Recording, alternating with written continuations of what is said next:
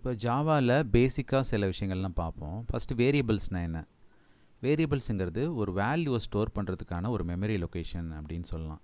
இப்போ நம்மளெல்லாம் எப்படி ஒரு நேம் சொல்லி கூப்பிட்றாங்க, ஏ தம்பி இவங்க வாப்பா அப்படின்னு பொதுவாக கூப்பிடாம ஒரு நேம் எதுக்கு ஸ்பெசிஃபிக்காக கொடுக்குறாங்கன்னா அப்போ தான் என்னை ஈஸியாக ஐடென்டிஃபை பண்ண முடியும். அதுக்காக தான் வேல்யூஸை ஸ்டோர் பண்ணுறதுக்கு ஒரு நேம் கொடுத்தா தான் நம்ம ஈஸியாக ஐடென்டிஃபை பண்ண முடியும். அதுக்காக தான் வேரியபிள்ஸ்னு ஒன்று இருக்குது. இதோட வேல்யூஸ் வந்து பார்த்திங்கன்னா மாறிக்கிட்டே சேஞ்ச் ஆகிக்கிட்டே வேறு இருக்கும். எக்ஸிக்யூஷன் ஆஃப் த ப்ரோக்ராமில் இந்த வேல்யூஸ்லாம் மாறிக்கிட்டே இருக்கும். இதுவே கான்ஸ்டன்ட்னா வேல்யூ மாறவே மாறாது. ஓகேவா? இப்போ ஜாவாவில் டேட்டா டைப்ஸ்னால் என்னென்னு பார்ப்போம். இப்போது இந்த வேல்யூஸுங்கிறது நம்பர்ஸாக இருக்கலாம், கேரக்டர்ஸாக இருக்கலாம், இல்லை ஸ்ட்ரிங்ஸாக இருக்கலாம், இல்லை டெசிமல் நம்பர்ஸாக இருக்கலாம். இந்தமாரி நிறைய டிஃப்ரெண்ட் டேட்டா டைப்ஸ் இருக்குது. ஓகேவா? ஸோ இதில் வந்து பார்த்திங்கன்னா பேசிக் அதாவது பில்ட்இன் டேட்டா டைப்ஸ் வந்து ப்ரிமிட்டிவ் டேட்டா டைப்ஸ்னு சொல்லுவாங்க. இதில் ஜாவாவில் என்னென்னலாம் இருக்குன்னா பூலியன் இருக்குது, கேர் இருக்குது, பைட் இருக்குது, ஷார்ட் இருக்குது, இன்ட் இருக்குது, லாங் இருக்குது, ஃப்ளோட் இருக்குது, டபுள் இருக்குது. இது ஒவ்வொருத்தோட யூஸையும் நான் அதுக்கப்புறம் பொறுமையாக சொல்கிறேன். இப்போ நெக்ஸ்ட்டு வந்துட்டு நான் ப்ரிமிட்டிவ் டேட்டா டைப்ஸ், இதை டெரைவ்டு டேட்டா டைப்ஸ்னு சொல்லுவாங்க. இதில் கிளாஸஸ், இன்டர்ஃபேஸு, ஸ்ட்ரிங்ஸு, அரேஸ் இதெல்லாம் இருக்குதுன்னு சொல்கிறாங்க. ஓகேவா?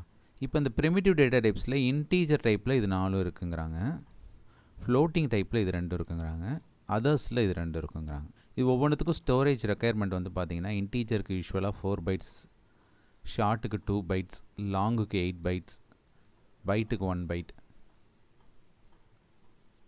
ஃப்ளோட்டுக்கு 4 பைட்ஸ், டபுளுக்கு 8 பைட்ஸ். இந்த மாதிரி மெமரி வந்துட்டு யூஸ்வலாக எடுத்துக்கும். இப்போ டேட்டா டைப்ஸை பொறுத்த வரைக்கும் இது 3 தான் நம்ம காமனாக மெயினாக ரொம்ப யூஸ் பண்ணுவோம். Int, float, char. ஓகேவா? இன்டீஜருங்கிறது டெசிமல் வேல்யூ இல்லாத நம்பர், ஃப்ளோட்டுங்கிறது டெசிமல் பாயிண்ட் இருக்கிற நம்பர், கேரக்டருங்கிறது anything everything in a single letter. ஓகேவா? சிங்கிள் கோட்ஸில் சிங்கிள் லெட்டரில் இருக்கிறது தான் கேரக்டர்னு சொல்லுவோம். இப்போ வேரியபிள்ஸ் எப்படி க்ரியேட் பண்ணுறது பார்ப்போம். இப்போது டேட்டா டைப்பு அடுத்தது வேரியபிள் நேம். இப்போ நான் ஏங்கிறது ஒரு இன்டீஜர் டேட்டா டைப்பில் ஒரு வேரியபிள் நேம் க்ரியேட் பண்ணியிருக்கேன். இப்போ நம்ம செமிகோலன் கொடுத்தோன்னா ஜஸ்ட்டு க்ரியேட் மட்டும் தான் பண்ணியிருக்கோம். இப்போ இதுக்கு வேல்யூ அசைன் பண்ணோன்னா கீழே வந்துட்டு நான் ஏ ஈக்குவல் டு 50 இப்படின்னு சொன்னாலும் நமக்கு வேல்யூ அசைன் ஆகிடும். அப்படி இல்லைனா க்ரியேட் பண்ணும் போதே டேரெக்டாக ஏ ஈக்குவல் டு 50 இப்படின்னு வேல்யூ வந்து அசைன் பண்ண முடியும் நம்மளால். 2 விதமாக பண்ணலாம். ஓகேவா? இங்கே அதை தான் சொல்லியிருக்காங்க. இன்ட்டு மந்த்ஸ்ன்னு ஃபஸ்ட்டு டிக்ளேர் பண்ணியிருக்காங்க, அடுத்து மந்த் ஈக்குவல் டு 1ன்னு சொல்லிட்டு வேல்யூ வச்சுருக்காங்க. இங்கே பாருங்கள் இன்ட் மந்த்ஸ் ஈக்குவல் டு 12ன்னு டேரெக்டாக வேல்யூ டிக்ளேர் பண்ணும் போதே அசைன் பண்ணிடுறாங்க. நெக்ஸ்ட் வந்து டைனமிக் இனிஷியலைசேஷன் ஆஃப் வேரியபிள். ஜாவாவில் இந்தமாரி டைனமிக்காக வந்துட்டு வேரியபிளுக்கு வேல்யூ வந்துட்டு இனிஷியலைஸ் பண்ண முடியும் அப்படின்னு சொல்கிறாங்க. இப்போ பாருங்கள் இந்த ப்ரோக்ராமில் நம்முன்னு ஒரு வேரியபிள் இருக்குது, அதில் 5ங்கிற வேல்யூ இருக்குது. நெக்ஸ்ட் டினாமினேட்டர்னு ஒரு வேரியபிளில் 2ங்கிற வேல்யூ டேரெக்டாக டிக்ளேர் பண்ணும்போதே வேல்யூ அசைன் பண்ணிடுறாங்க. இப்போது இதை ரெண்டையும் கால்குலேட் பண்ணுற வேல்யூ தான் இந்த ரிமைண்டர் வரப்போகுது. ஓகேவா? அப்போது ப்ரோக்ராமை ரன் பண்ணும்போது ரன் டைமில் தான் இந்த வேல்யூ வந்துட்டு ஆன்சர் கண்டுபிடிச்ச பிறகு இதில் போய் ஸ்டோர் ஆகும். இதை தான் வந்துட்டு என்னென்னு சொல்லுவாங்கன்னா டைனமிக் இனிஷியலைசேஷன் ஆஃப் ஏ வேரியபிள்னு சொல்லுவாங்க. ஓகேவா? இதுக்கான வேல்யூ வந்துட்டு ரன் டைமில் இன்டீஜர் ரிமைண்டர்னு ஒன்று க்ரியேட் ஆன பிறகு அதில் போயிட்டு இந்த வேல்யூ போய் ஸ்டோர் ஆகும். ஓகேவா? அப்போ ரன் டைமில் தான் இதுக்கு வந்துட்டு வேல்யூ அசைன் ஆகும். பொதுவாக எல்லா லாங்குவேஜ்லையும் ஆப்ரேட்டர்ஸ் யூஸ் பண்ணுவாங்களே, ஜாவாலையும் வந்து பார்த்திங்கன்னா சேம் லைக் ஆப்ரேட்டர்ஸ் யூஸ் பண்ணுவாங்க.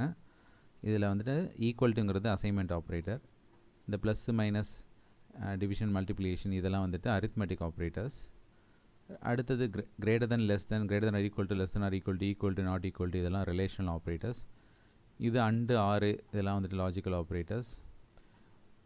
அப்புறம் காம்பவுண்ட் அசைன்மெண்ட், கண்டிஷனல், டெர்னரி இந்தமாரி எல்லா லாங்குவேஜ்லையும் யூஸ் பண்ணுற மாதிரி இதுலையும் யூஸ் பண்ணலாம். நெக்ஸ்ட்டு கண்ட்ரோல் ஸ்டேட்மெண்ட்ஸ் பற்றி கொஞ்சம் பார்த்துருவோம்.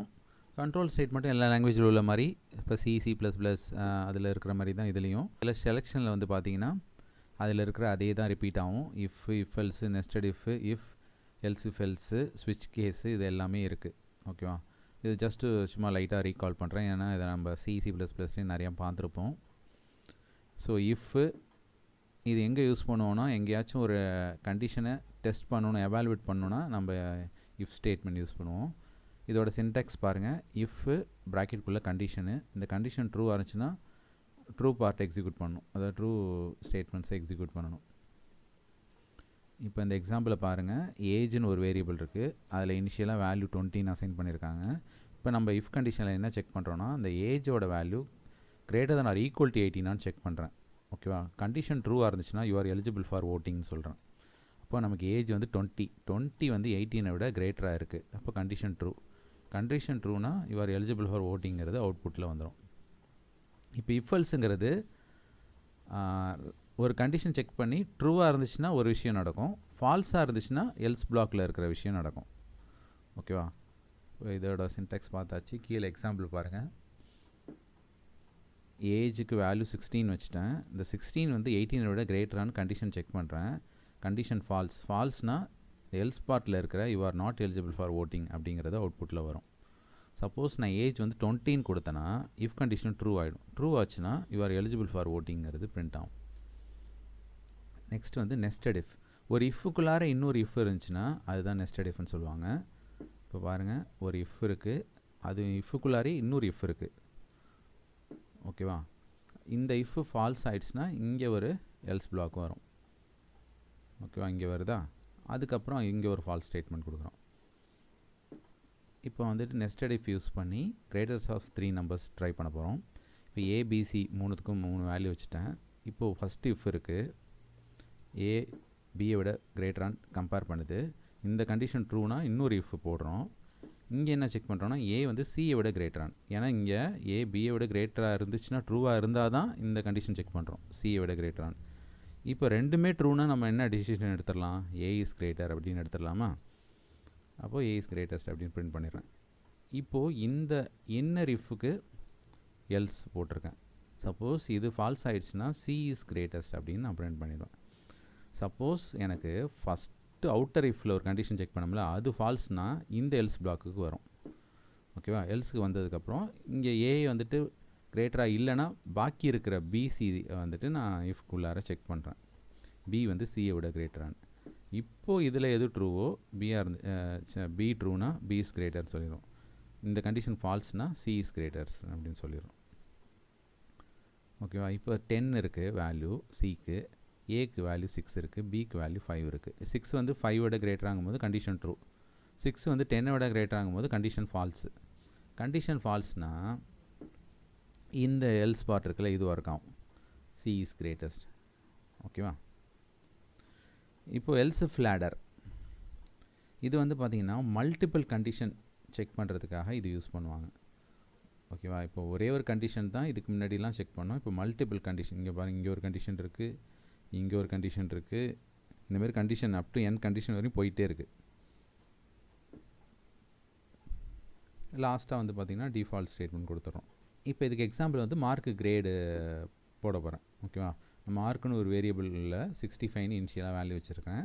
இந்த 65 வந்துட்டு 80 விட கிரேட்டர் ஈக்குவல் டு இருக்கான்னு பார்க்குறேன். ட்ரூவாக இருந்துச்சுன்னா ஹானர்ஸ் அப்படின்னு கிரேடு நான் பிரிண்ட் பண்ணுறேன். சப்போஸ் அது 59க்கு மேலே, அதாவது 60லேருந்து 79க்குள்ளே இருந்துச்சுன்னா ஃபஸ்ட்டு டிவிஷன் பிரிண்ட் பண்ணுறேன். அதே போல் 50லேருந்து 59க்குள்ளே இருந்துச்சுன்னா செகண்ட் டிவிஷன்.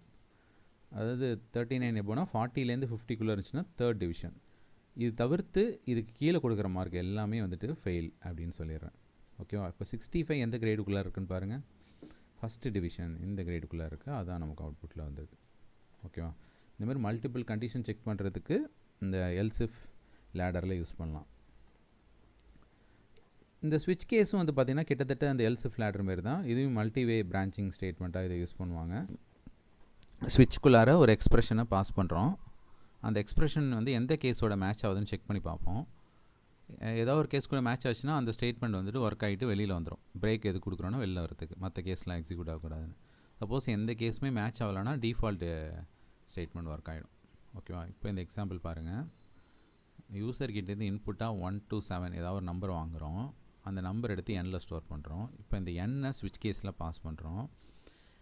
இப்போ நம்ம வந்துட்டு 5 கொடுக்குறோம்னு வச்சுக்கோங்களேன். அது எந்த கேஸ் கூட மேட்ச் ஆகுதுன்னு பார்த்துட்டே இருக்கும். கேஸ் 5ஓட மேட்ச் ஆகும். மேட்ச் ஆச்சுன்னா டுடே இஸ் ஃப்ரைடே அப்படின்னு நமக்கு அவுட்புட்டில் வரும். ஓகேவா? இப்போ நம்ம 1 to 7 நம்பர் கொடுக்காம 8ன்னு கொடுத்துட்டோம்னா எந்த கேஸ் கூடயும் மேட்ச் ஆகாது. அப்போ ராங் நம்பர் என்டர்ட் அப்படின்னு நமக்கு அவுட்புட்டில் வரும். ஓகேவா?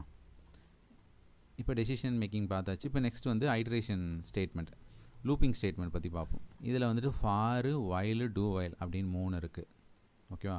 ஃபாருங்கிறது நம்பர் ஆஃப் கவுண்ட்டு, இந்த லூப் இத்தனை வாட்டி தான் ரொட்டேட் ஆக போகுது, ரிப்பீட் ஆக போகுது அப்படின்னு நமக்கு தெரிஞ்சிருச்சுன்னா அதை வந்துட்டு நம்ம ஃபார் லூப்பில் போடலாம். ஃபார் லூப் மற்ற லாங்குவேஜ் C++ மாதிரி தான் இதுலேயும் சேம் எக்ஸாக்ட் சின்டெக்ஸ் தான்.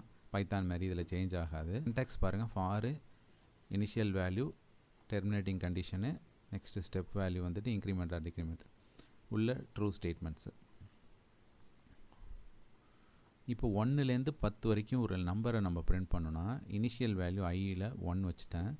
கண்டிஷன் வந்துட்டு 10 விட லெஸ்ஸராக இருக்கா ஈக்குவல் டு இருக்கான்னு செக் பண்ணுறேன். கண்டிஷன் ட்ரூனா ஐயை பிரிண்ட் பண்ணுறேன். இன்க்ரிமெண்ட் வேல்யூவில் I++ வச்சுட்டேன். ஓகேவா? இப்போ வந்து பார்த்தீங்கன்னா 1லேருந்து 10 வரைக்கும் வரிசையாக நம்பர்ஸை பிரிண்ட் பண்ணும். இப்போ ஃபார் லூப்லேயே ஃபார் ஈச் லூப்னு ஒன்று புதுசாக வந்திருக்கு. இது வந்துட்டு ஸ்பெசிஃபிக்காக அரேக்காக யூஸ் பண்ணக்கூடிய ஒரு லூப்பு. அரே கான்செப்ட் இன்னும் நம்ம பார்க்கல, அதனால் அது அந்த அரே கான்செப்ட் சொல்லி முடித்த பிறகு இதை சொல்கிறேன், இல்லைனா இப்போ லைட்டாக ஷார்ட்டாக சொல்கிறேன். இப்போது நம்பர்ஸ்னு ஒரு அரே இருக்குது, அதில் 5 வேல்யூஸ் இருக்குது. இப்போ இதோட சின்டெக்ஸ் என்னென்னா, data type, variable name, colon, array name இப்படி கொடுத்துட்டு system.out.println அந்த இங்கே கொடுத்தோம்ல நேமு, அந்த நேமை கொடுத்துட்டோன்னா வரிசலாக வேல்யூஸ் பிரிண்ட் ஆக ஆரம்பிச்சிடும். ஓகேவா? இந்த மாதிரி வரிசலாக வேல்யூ பிரிண்ட் ஆகும். இது எப்படிங்கிறத அரே கான்செப்ட் பார்த்த பிறகு பார்ப்போம். இப்போ நெக்ஸ்ட் லூப் போயிடும். இப்போ வைல் லூப்பில் வந்து பார்த்திங்கன்னா சேம் அதே C++ல் உள்ள அதே இது தான். வயலுக்குள்ளார ஒரு கண்டிஷனு ட்ரூவாக இருந்துச்சுன்னா ட்ரூ ஸ்டேட்மெண்ட்டு. இப்போ இதையும் ஃபார் லூப் மாதிரியே ஒர்க் பண்ண வைக்கலாம். இனிஷியல் வேல்யூ 1ன்னு வச்சுட்டேன். கண்டிஷன் வந்து 10 அதை விட லெஸ்ஸராக இருக்கணும் இல்லை ஈக்குவல் டு இருக்கணுங்கிறேன். உள்ளே வந்துட்டு ஐயை பிரிண்ட் பண்ணுறேன், அப்புறம் ஐயை இன்க்ரிமெண்ட் பண்ணுறேன். இந்தமாரி 1லேருந்து 10 வரைக்கும் ஒவ்வொரு வேல்யூவாக பிரிண்ட் பண்ணிவிட்டு கண்டிஷன் ஃபால்ஸ் ஆனதும் வெளில வந்துடும். டூ வைல் வந்து பார்த்திங்கன்னா சேம் லைக் வைல் லூப் மாதிரி தான் இருக்கும். ஆனால் இது வந்துட்டு கண்டிஷன் லாஸ்ட்டில் செக் பண்ணும். அப்போது முதல்ல ஒரு வாட்டி கண்டிஷன் ட்ரூவாக இருக்கோ இல்லையோ ஸ்டேட்மெண்ட்டை ஒரு வாட்டி எக்ஸிக்யூட் பண்ணிவிடும். லாஸ்ட்டாக தான் கண்டிஷன் செக் பண்ணும். இப்போ ஃபால்ஸ்னால் வெளியில் வந்துடும். இதுதான் டூக்கும் வயலுக்கும் உள்ள டிஃப்ரென்ஸு. இப்போ பாருங்கள், இதே அந்த 1லேருந்து 10 வரைக்கும் உள்ள நம்பர் அதே எக்ஸாம்பிளை நான் திரும்ப போடுறேன். ஃபஸ்ட்டு ஐயை பிரிண்ட் பண்ணிடுறேன். பிரிண்ட் பண்ணி முடித்த பிறகு தான் இங்கே லாஸ்ட்டாக கண்டிஷன் செக் பண்ணுறேன். ஓகேவா? ஃபால்ஸ் ஆச்சுன்னா வெளியில் வந்துடும். அப்போ எடுத்தோன்னே ஐயில் 1 இருக்குமா, 1 பிரிண்ட் ஆகிடும். அதுக்கப்புறம் இன்க்ரிமெண்ட் ஆகும். இன்க்ரிமெண்ட் ஆன பிறகு கண்டிஷன் செக் பண்ணும். அந்த 1 வந்துட்டு 10 விட லெஸ்ஸராக அல்லது ஈக்குவல் டு இருக்கான்னு. இந்த கண்டிஷன் ஃபால்ஸ் ஆனால் வெளியில் வந்துடும். ட்ரூ ஆச்சுன்னா திரும்ப வந்துட்டு ஐயை பிரிண்ட் பண்ணும். ஓகேவா? அந்தமாரி 10 பிரிண்ட் ஆனதுக்கப்புறம் நமக்கு 11 இன்க்ரிமெண்ட் ஆகும்போது கண்டிஷன் இங்கே ஃபால்ஸ் ஆகிடும். ஓகேவா? ஃபால்ஸ் ஆகிடுச்சுன்னா வெளியில் வந்துடும். நெக்ஸ்ட்டு பிரேக்கு, கண்டினியூ எல்லாமே C++ மாதிரி தான். ஒரு லூப்பில் சடனாக ஒரு இடத்துலேருந்து வெளியில் வரணுன்னா அந்த பிரேக்குங்கிறது யூஸ் பண்ணுவோம். இப்போ இந்த லூப் வந்து 1லேருந்து 10 வரைக்கும் ஒர்க் ஆக போகுது. எப்போ அந்த லூப்பில் ஐயோட வேல்யூ 5ன்னு வருதோ அப்போ நம்ம பிரேக் கொடுத்துறோம். அப்போ லூப் விட்டு வெளியில் வந்துடும்னு சொல்கிறோம். இப்போ பாருங்கள், 1லேருந்து 4 வரைக்கும் பிரிண்ட் ஆகுது. 5ன்னு வந்தது பிறகு லூப் விட்டு வெளியில் வந்துடுது. You came out of loop அப்படின்னு ஒரு பிரிண்ட் ஸ்டேட்மெண்ட்டை சொல்லிடுறோம். இப்போ கண்டினியூனா என்னென்னா, அந்த பர்டிகுலர் ஸ்டெப்பை வந்து நம்ம ஸ்கிப் பண்ணிடுறோம். இப்போ பாருங்கள், 1லேருந்து 10 வரைக்கும் இந்த லூப் ஒர்க் ஆக போகுது. இதில் ஐயோட வேல்யூ 5ஆக இருந்துச்சுன்னா கண்டினியூனா கீழே இருக்கிற ஸ்டெப்பை எக்ஸிக்யூட் பண்ணாமல் திரும்ப லூப்பை கண்டினியூ பண்ணுன்னு சொல்கிறோம். ஓகேவா? அப்போ 5ங்கிறது மட்டும் அவுட்புட்டில் நமக்கு பிரிண்ட் ஆகிருக்காது. சரியா? ஸோ இந்த மாதிரி தான் வந்து கண்டினியூ ஸ்டேட்மெண்ட் வந்து ஒர்க் ஆகும். இப்போ அரேஸ்னால் என்னென்னு பார்ப்போம். An array is a collection of similar type of element which has a continuous memory location. அதாவது சிமிலர் டைப் ஆஃப் எலமெண்ட்டை ஒரே நேமில் கண்டினியூஸாக ஸ்டோர் பண்ணுறது தான் அரேன்னு சொல்கிறாங்க. இப்போ கீழே பாருங்கள், ஒரே நேமில் 10 எலமெண்ட்ஸ் இந்தமாரி வரிசலாக ஸ்டோர் பண்ண போகிறோம். இதுக்காக தான் அரேங்கிற கான்செப்ட்டு வந்திருக்கு. இதில் வந்துட்டு டைப்ஸ் ஆஃப் அரே வந்து பார்த்திங்கன்னா 1 டைமென்ஷனல், மல்டி டைமென்ஷனல் இருக்குது. இப்போ அரேவை க்ரியேட் பண்ணுறதுக்கு என்ன சின்டெக்ஸ், இது அரேவை டிக்ளேர் பண்ணணுன்னா இந்தமாரி 3 விதமாக பண்ணலாம். ஓகேவா? டேட்டா டைப்பு, இந்த சப்ஸ்கிரிப்ட் ப்ராக்கெட்டு, இங்கே அரே ரெஃபரன்ஸ் வேரியபிள், அரேவோட வேரியபிள் நேமு. ஓகேவா? இல்லைனா data type, array variable name, லாஸ்ட்டாக அந்த சப்ஸ்கிரிப்ட் இப்படியும் கொடுக்கலாம். ஓகேவா? இந்தமாரி இங்கே கொடுத்துட்டு இங்கே ஸ்பேஸ் விட்டு வைக்கலாம், இல்லைனா இங்கே ஸ்பேஸ் விட்டுட்டு இங்கே கொடுக்கலாம். இந்தமாரி இப்படி வேணாலும் கொடுக்கலாம். அந்த 3த்துக்கும் எக்ஸாம்பிள் இங்கே பாருங்கள். இப்போது டேட்டா டைப் வந்து இன்டீஜரு, அரே வேரியபிள் நேம் வந்து ஃப்ளாப்பி. ஓகேவா, சப்ஸ்கிரிப்டை முன்னாடியே போட்டிருக்கேன், சப்ஸ்கிரிப்டை பின்னாடியும் போடலாம். இந்த 3 இதில் எது க்ரியேட் பண்ணாலும் அரே வந்து க்ரியேட் ஆகிடும். இது வந்து அரே டிக்ளேர் பண்ணுறதுக்கு. அரேவை இன்ஸ்டன்டேஷன் பண்ணணுன்னா அரேக்கு மெமரி வந்துட்டு அலோகேட் பண்ணணும். ஓகேவா, அதுக்கு சின்டாக்ஸ் பாருங்கள், array variable name equal to new data type of size. ஓகேவா, அப்போ ஃப்ளாப்பின்னு ஏற்கனவே நம்ம க்ரியேட் பண்ணிட்டோம்.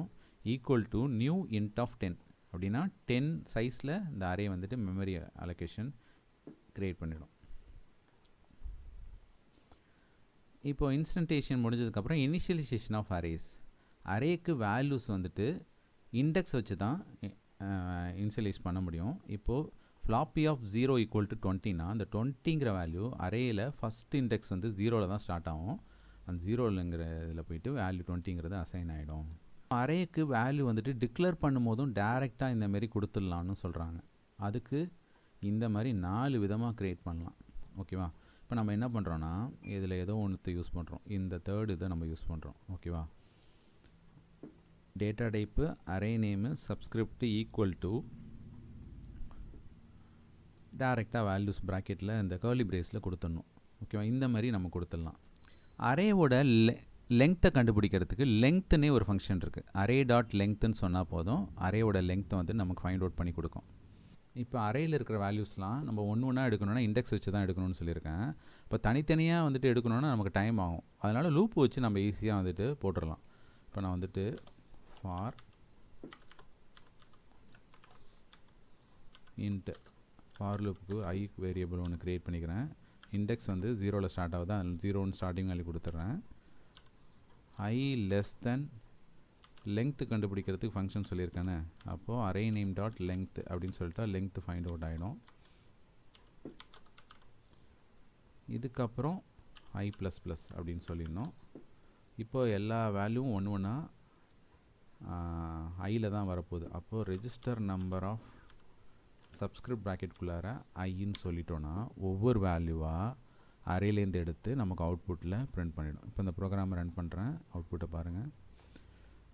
101, 102, 103, 104, 105, 106 அரேயில் இருக்கிற ஒவ்வொரு எலமெண்ட்டாக எடுத்து நமக்கு பிரிண்ட் பண்ணிடுச்சு. இது வந்துட்டு இன்டீஜர் அரே தான் இப்படி ஒர்க் ஆகும் இல்லை, ஃப்ளோட்டு, ஸ்ட்ரிங்கு, கேரு எல்லா அரேவும் நமக்கு இப்படி ஒர்க் ஆகும். இப்போ கேரக்டர் அரே நம்ம ட்ரை பண்ணி பார்ப்போமா. இப்போது கேர் ஏ ஈக்குவல் டு டேரெக்டாக வேல்யூஸ் கொடுத்துருவோம். இப்போ நம்ம என்ன பண்ணுறோன்னா ஆர் ஏ எம் அப்படின்னு 3 வேல்யூஸ் அதில் கொடுத்துட்றோம். இப்போது அரேவோட நேம் இங்கே மாறி இருக்கா, ஏன்னு கொடுத்துட்றேன், ஏ டாட் லெங்க்த்து. அதை பிரிண்ட் பண்ணும்போதும் அரேவோட நேமு ஏன்னு கொடுத்துட்றேன். இப்போ இந்த ப்ரோக்ராம் ரன் பண்ணுறேன் பாருங்கள். சாரி, இந்த இடத்துல செமிகோலன் வைக்கலை. இப்போ வச்சுட்டு இப்போ எகைன் ரன் பண்ணுவோம். இப்போ ஆர்ஏஎம் இப்படி வரிசலாக பிரிண்ட் ஆகிடுச்சா. இப்போ அந்த பிரிண்டலுக்கு பதில் பிரிண்ட் கொடுத்துட்டோன்னா பக்கத்துலேயே வரிசலாக பிரிண்ட் ஆகிடும் ஆர்ஏஎம் இப்படி. ஓகேவா, ஸோ இந்தமாரி அரேயில் இருக்கிற எலமெண்ட் ஆக்சஸ் பண்ணணுன்னா லூப் வச்சு ஆக்சஸ் பண்ணிக்கலாம். இப்போ சிங்கிள் டைமென்ஷனல் அரே மாதிரியே மல்டி டைமென்ஷனல் அரேயும் இருக்குது. ஓகேவா, இதுக்கு வந்து பார்த்தீங்கன்னா 2 சப்ஸ்கிரிப்ட் ப்ராக்கெட் வரும். ஓகேவா, க்ரியேட் பண்ணும் போதும் 2 சப்ஸ்கிரிப்ட்டு, வேல்யூ சைஸ் கொடுக்கும் போதும் 2 சப்ஸ்கிரிப்ட்டு. அதாவது ஒன்று வந்து ரோக்கு, இன்னொன்று வந்து காலமுக்குன்னு நீங்கள் மேட்ரிக்ஸ் மாதிரி மேட்ரிக்ஸ் வேல்யூலாம் வாங்கணுன்னா இந்தமாரி டபுள் டைமென்ஷனல் அரேயில் தான் வாங்கி ஆகணும். இது நம்ம சி ப்ளஸ் தான் பார்த்துருக்கோம், அதே தான். இதுக்கு வந்துட்டு பார்த்தீங்கன்னா ஒரு வேல்யூ அசைன் பண்ணணும்னா 2 இண்டெக்ஸ் யூஸ் பண்ணணும். ஓகேவா, இந்த மாதிரி டேரெக்டாக வேல்யூஸும் இந்தமாரி அசைன் பண்ணிடலாம். இப்போ ஒரு டபுள் டைமென்ஷனல் அரே ஒன்று க்ரியேட் பண்ணியிருக்கேன். க்ரியேட் பண்ணும்போது வேல்யூஸ் டேரெக்டாக கொடுத்துட்றேன். இப்போது சிங்கிள் டைமென்ஷன் அரேனா ஒரு லூப் வச்சு யூஸ் பண்ணி நம்ம அவுட்புட்டு கொண்டு வந்துடலாம். டபுள் டைமென்ஷன் அரேக்கு 2 லூப் யூஸ் பண்ணணும்.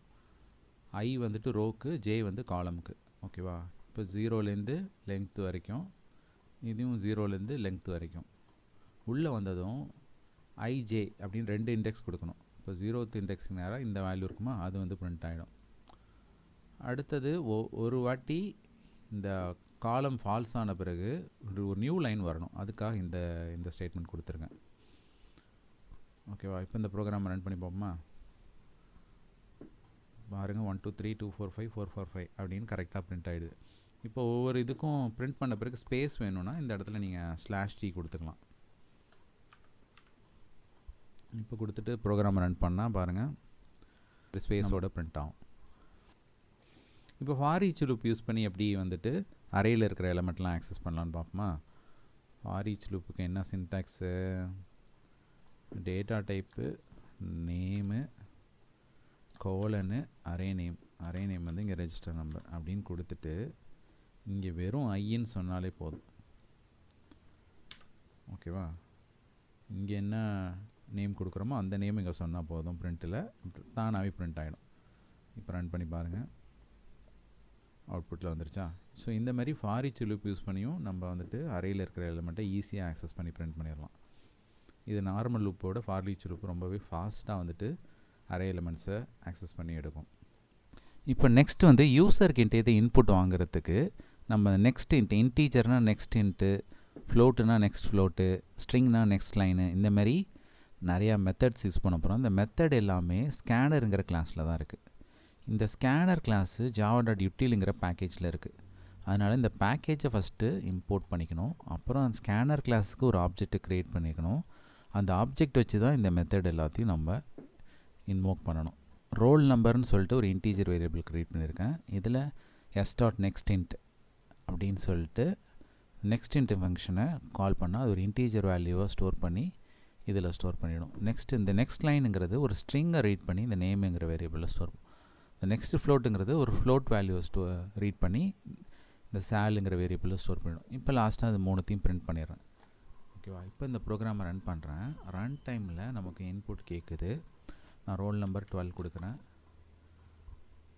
இப்போது நேமை வாங்கிறதுக்கு முன்னாடியே சேல்ரி கேட்குது. அப்போ இந்த இடத்துல ஏதோ எரர் வந்திருக்கு. அவுட்புட்லேயும் பாருங்கள் நமக்கு நேமுங்கிறது பிரிண்ட் ஆகலை. அப்போ இந்த இடத்துல என்னென்னா, ஒரு இன்டீஜர் கீழே ஒரு ஸ்ட்ரிங்கை கொடுக்கும்போது நம்ம கேர்ஃபுல்லாக கொடுக்கணும். என்னென்னா, அது நம்ம ஒரு இன்டீஜர் வேல்யூவை டைப் பண்ணி முடித்த பிறகு ஒரு என்டர் தட்டினோடனே அது என்ன ஆகிடுதுன்னா, அந்த என்டர் கீயை, அந்த எம்டி ஸ்பேஸை நேமில் கொண்டு போய் வச்சிருது. அதுக்கு நம்ம அந்தமாரி ஆகக்கூடாதுன்னா என்ன பண்ணோன்னா, ஜஸ்ட் வந்து எகெயின் இந்த s.nextLineங்கிறத சும்மா அந்த எம்டி ஸ்ட்ரிங்கை கேட்ச் பண்ணுறதுக்கு இந்த இடத்துல சும்மா ஒரு வாட்டி கால் பண்ணிக்கிறேன். ஓகேவா, இப்போ போயிட்டு ஒரு எம்டி ஸ்ட்ரிங்கை அந்த இதில் போய் ஸ்டோர் ஆகிடும். அடுத்த வாட்டி நேம் கொடுக்கும்போது நேமில் ஸ்டோர் ஆகிடும், அடுத்து சேலரிலாம் ஸ்டோர் ஆகிடும். இப்போ திரும்ப ஒரு வாட்டி ரன் பண்ணி காட்டுறேன். ரோல் நம்பர் கேட்குது 12. இப்போ என்டர் தட்டினதும் அந்த எம்டி ஸ்பேஸ் போய் அதில் ஸ்டோர் ஆகிடும். இப்போ நேம் வந்துட்டு கணேஷ். ஓகேவா, சேலரி.